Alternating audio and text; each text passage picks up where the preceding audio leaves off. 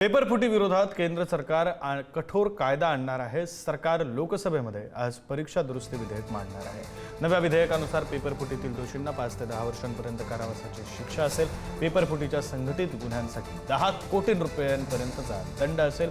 पेपरफुटीला आळा घालण्यासाठी सरकार मोठा निर्णय घेत आहे। देशभरातील पेपरफुटीला लगाम घालण्यासाठी केंद्र सरकारने कठोर पावलं उचललेली आहेत। सरकारकडून आज लोकसभेमध्ये विधेयक मांडण्यात येणार आहे। परीक्षेतील गैरमार्ग प्रतिबंधक सुधारणा विधेयक 2026 हे विधेयक सरकारकडून मांडण्यात येणार आहे।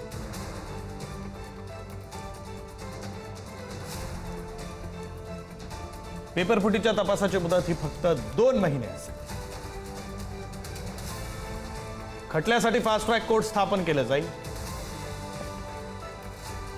3 महिन्यांमध्ये खटल्याचा निकाल येणं बंधनकारक असेल।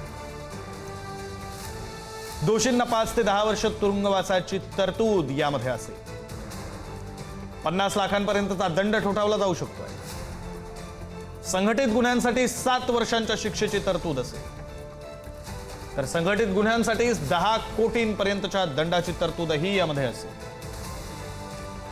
आता शिक्षण इतक्या वर्षापासून जे सुरू आहे त्याच्यामध्येच काही त्या ठिकाणी त्रुटी आहेत, त्या त्रुटी दुरुस्त करणं अपेक्षित आहे। पण दुर्दैवाने त्याच्यावर न बोलता एक नवीन विधेयक आणायचं, त्या नवीन विधेयकावर त्या ठिकाणी चर्चा करायची।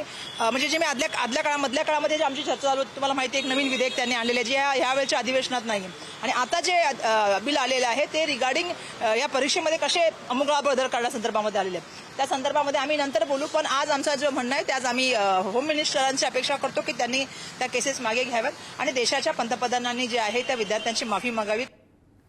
आणि या संदर्भातले सविस्तर तपशील आपले प्रतिनिधी शिवाजी काळे आपल्याला देणार आहेत। शिवाजी, आज खरं तर या सगळ्या संदर्भामध्ये विधेयक येत आहे आणि स्वतः केंद्र सरकारने या संदर्भामध्ये जातीनं लक्ष घालून या प्रकरणामध्ये जे रिफॉर्म करणं गरजेचं आहे त्या दृष्टिकोनातून 10 वर्षाचा तुरुंगवास, 10 कोटी रुपयापर्यंत दंड असणारं नवीन विधेयक आज देशाच्या लोकसभेमध्ये मांडलं जाणार आहे।